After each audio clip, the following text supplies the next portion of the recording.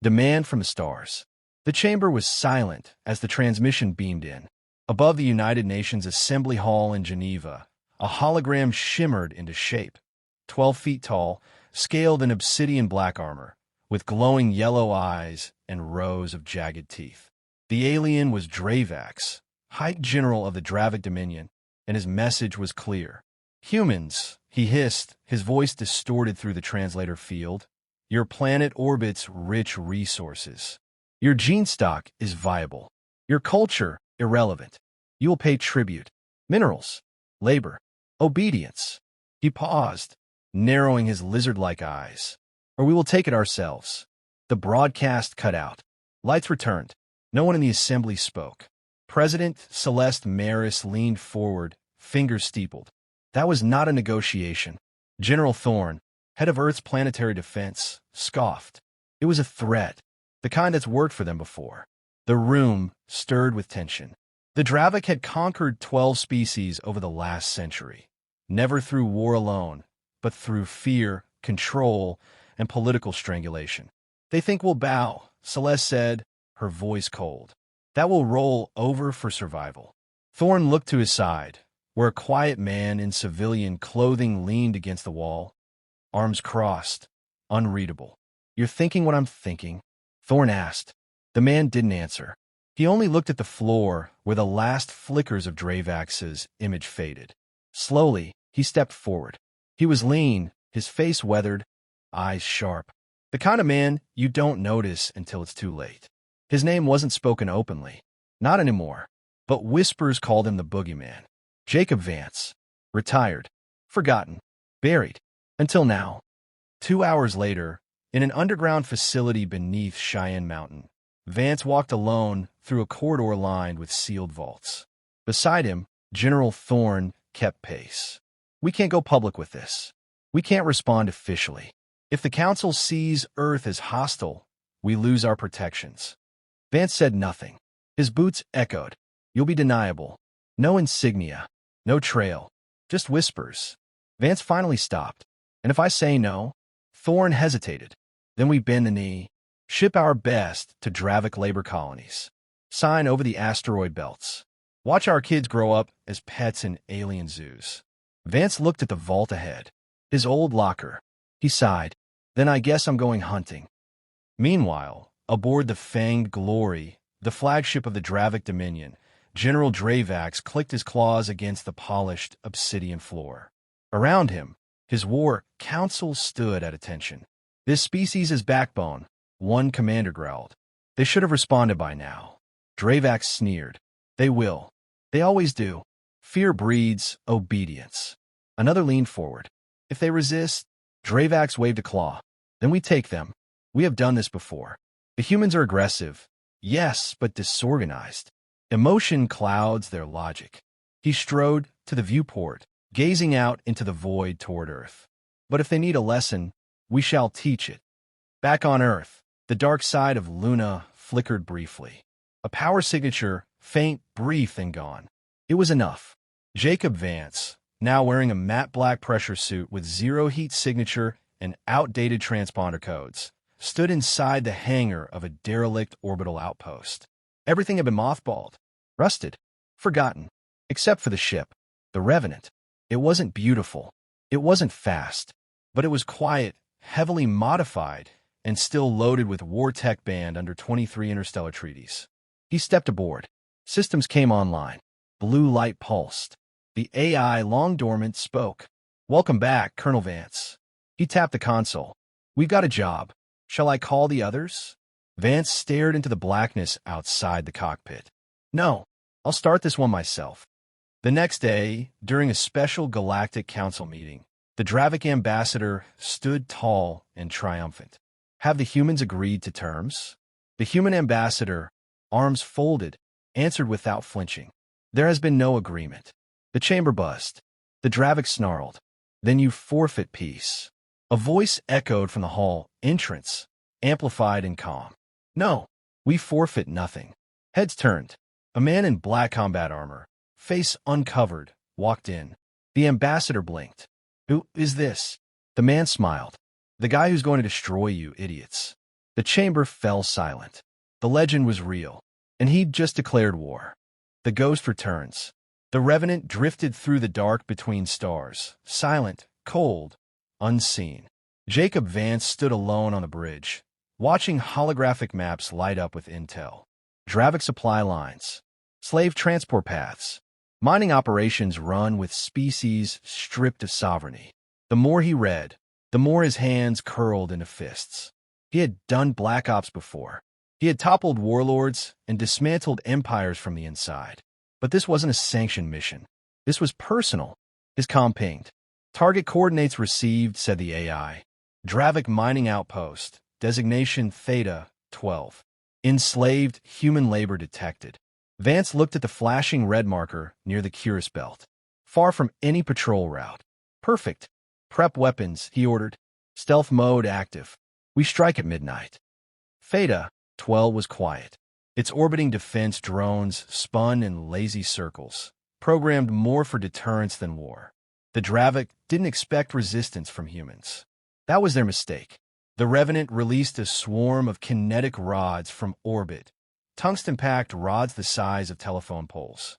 No energy signature. No warning. The first one struck a power relay tower.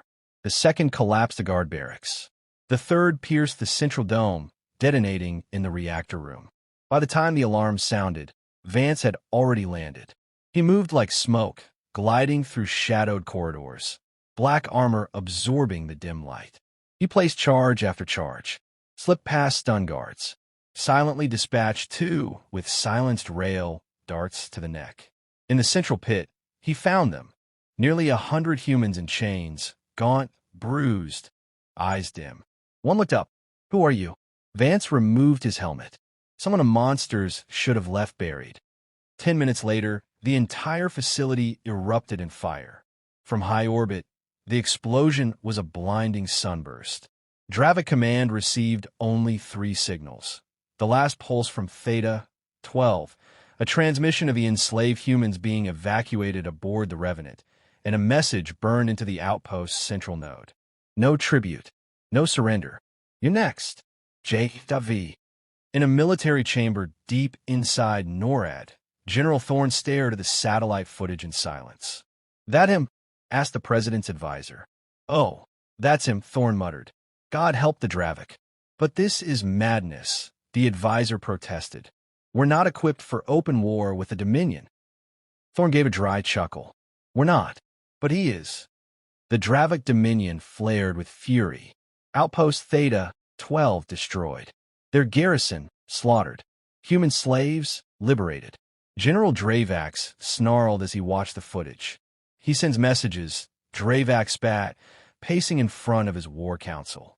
He plays games, like a predator taunting prey. "He is just one human," a lieutenant argued. "We will deploy a strike fleet. A single ship cannot match our firepower." Dravak turned slowly. "This is not just about firepower." He raised a claw and tapped a command. A new feed began to play. Surveillance footage from other systems. Human-made graffiti on Dominion-controlled asteroids. "We are not slaves." Intercepted pirate radio. The Boogeyman fights for Earth. Uprisings on low-security slave worlds. Entire outposts going dark. Fear was spreading, not just among humans. "Order the fleet," Dravak growled. "Bring me his head." Back in deep space, Vance sat at the helm of the Revenant, staring at a cracked photo wedged into the console. His daughter. Killed years ago in a Dravak raid on a research vessel. Covered up. Dismissed. Forgotten. The galaxy didn't value human life. That was about to change. The AI chimed. Incoming encrypted ping. Civilian source. Trace. Old contact signature. Codename Widow. He smiled. Patch her through.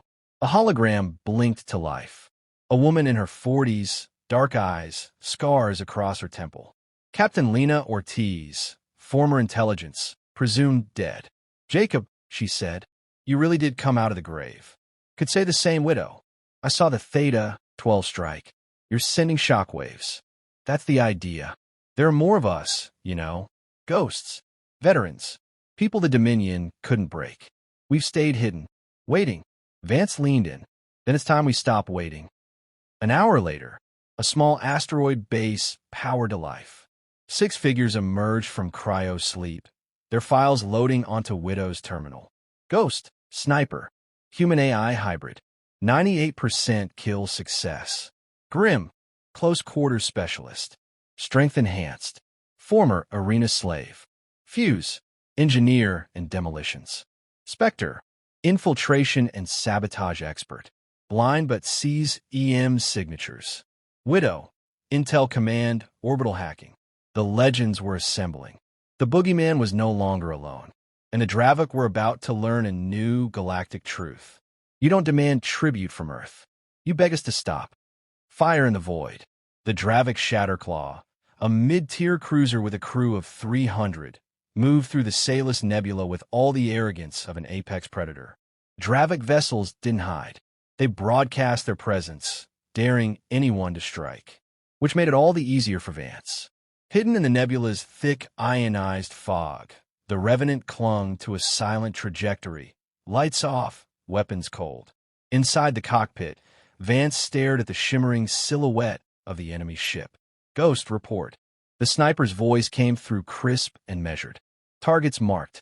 Officer ranks isolated on upper decks. Ready on your mark. Spectre, all sabotage units in position. I'll kill their gravity first, then air. Vance smiled. Then let's bleed them. 10 minutes later, the Shatterclaw's power systems flickered. Emergency klaxon screamed. Deck lights strobed. Then came the whisper. You are not safe. None of you are safe. It echoed through every deck, every comm panel. A human voice, calm, patient, cold. Crew members scrambled for weapons, only to find plasma rifles fused shut, ammo racks purged. Then the airlocks opened. A squad of 6 humans in black armor dropped into the hangar like ghosts. Vance hit the deck first, twin suppressed SMGs barking in silence. Grim followed with a roar, tearing through 3 guards in seconds. Ghost perched from a crossbeam above, headshot after headshot dropping targets before alarms could even locate them. Fuse planted plasma bombs on structural supports, while Widow hijacked the ship's command node, flooding corridors with disorienting sonic pulses. The Dravak never stood a chance. By the time Spectre shut off life support, over 200 crew were dead or disabled. Vance stepped onto the bridge, sidestepping bodies. The Dravak captain, wounded, wheezing, raised a blade in defiance. Vance shot him twice and kept walking. He activated the comm system. To the Dominion, he said, standing over the alien's corpse, you wanted tribute. We give you blood. Then he triggered the explosives. From orbit, the Shatterclaw disintegrated in a silent blossom of fire and debris. The Revenant vanished before the closest patrol could even reach the nebula. News of the destruction spread like wildfire across the stars. Not just of the dead ship, but of the style. Surgical, cruel, theatrical. Alien officers found mutilated, their insignias replaced with Terran flags. Others simply disappeared, entire ships vanishing mid-transit. The Boogeyman was no longer myth. He was contagion. Even species allied with the Dominion began whispering doubts. In bars and back channels, smugglers, exiles, and slaves passed the message. Humanity doesn't kneel. The ghosts walk again. Earth has fangs. Inside a slave colony on Katera 4, an explosion rocked the central guard tower. 1,000 eyes turned skyward as a sleek black dropship descended from orbit, its hull painted with the Earth flag and a bleeding Dravak skull. Inside, Grim and Spectre disembarked. 2 minutes, Spectre said. Plenty, Grim grunted. They moved like a storm, cutting through guards with brutal precision. When the final cage was opened, humans, Andari, and Marika alike surged out, cheering, crying, armed with stolen rifles. The Boogeyman wasn't just saving humans. He was igniting rebellion. General Dravak slammed his clawed fist onto the command table, cracking the surface. 3 ships, 5 outposts, thousands of slaves gone, millions of credits lost, he roared. All from one terrorist and a handful of outlaws. The chamber of Dominion High Command was filled with nervous commanders. Few dared speak. One finally did. We should offer bounty. Massive credits. Make him a target across all space. Dravak's eyes gleamed. Yes. Turn the stars against him. He raised a hand. 5 million sovereign credits to whoever kills the human called Vance. 10 million if he's brought alive. He paused, then sneered. And 20 million for the location of Earth's Black Ops program. On the Revenant, Widow patched into open subspace frequencies. They put a price on your head, Vance. 20 million. He didn't even flinch. Should have gone higher. They're desperate now. Dominion slaves are rebelling. Their allies are nervous. You've set a match to dry kindling. Good, Vance said. Let it burn. Ghost's voice buzzed in next. Intercepted chatter. Dravak is deploying a kill fleet. 3 destroyers and a command carrier. Route set for a refueling post in neutral space. Vance stood slowly. Then we ambush them. Grim chuckled. Ambush 3 capital ships? You're crazier than last time. Vance grinned. No, I'm just angry. 3 days later, above the neutral planet Korvax, the Dominion's kill fleet emerged from hyperspace. They expected a refueling stop. Instead, they found wreckage, Dominion ships they didn't recognize, gutted and hollow. Scavenger attack? Asked the captain. Before Dravak's answer could come, the sky lit up. Dozens of dormant mines, disguised as space debris, activated and struck like wolves. The command carrier's engines exploded in a chain reaction. One destroyer vanished in flame. Another's hull was breached within seconds. As panic spread, the Revenant burst from the planet's shadow, weapons hot. Inside, Vance's face was calm. This is what happens, he said, when you threaten Earth. He fired the rail cannon. The tribute ends in fire. The Dravak Dominion flagship, Devourer of Suns, hung in orbit over the diplomatic moon of Virex Prime like a dagger above the throat of peace. Inside, General Dravak paced before a council of uneasy diplomats, watching the delegates of Earth take their seats. He smiled, fangs sharp. Your rogue has cost us dearly, he said, voice smooth and poisonous. Your so-called Boogeyman has burned my ships and freed our slaves. Yet here you are, pretending to negotiate. President Celeste Maris, calm and composed, met his gaze. We are not here to negotiate out of fear, General, she replied. We are here to offer you one last chance to stand down. Dravak's claws scraped the edge of the table. You misunderstand your position, mammal. You will pay tribute, or Earth will burn. A flicker of motion behind him drew his attention. A shadow stepped from the far entrance, dressed in full black armor, scarred, silent. Vance. He was already inside the Dominion's most secure ship. Dravak spun in disbelief. You? Here. Vance gave a dry smirk. Told you we'd destroy you, idiots. Then chaos erupted. At that exact moment, across the flagship, systems shut down. Lights dimmed. Artificial gravity cut. Spectre had already infiltrated the control core, disabling security. Grim infused detonated charges on critical bulkheads, sealing escape pods and locking down weapons bays. The Dominion's mightiest ship had become a steel coffin. Dravak lunged across the table, claws wide. Vance sidestepped, catching the alien's arm and slamming him into the wall with shocking speed. Soldiers rushed in, but ghost sniper rounds picked them off one by one through the observation glass. The chamber became a war zone. Celeste ducked behind a desk as Fuse tossed her pistol. Just in case, Madam President. Vance and Dravak clashed, claws against steel, brute force against calculated violence. Dravak was strong, but sloppy. Vance was precise. Every move honed from decades of war. I offered peace. Dravak snarled, bleeding from his mouth. You offered chains, Vance snapped back. And I break chains. Meanwhile, across the ship, Grim bulldozed through Dravak troops, clearing the path to engineering. Fuse set explosives on the quantum core.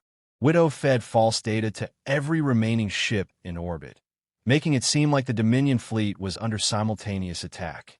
Panic spread. Officers abandoned their posts. Fires bloomed. The flagship, the pride of an empire, was coming apart from the inside.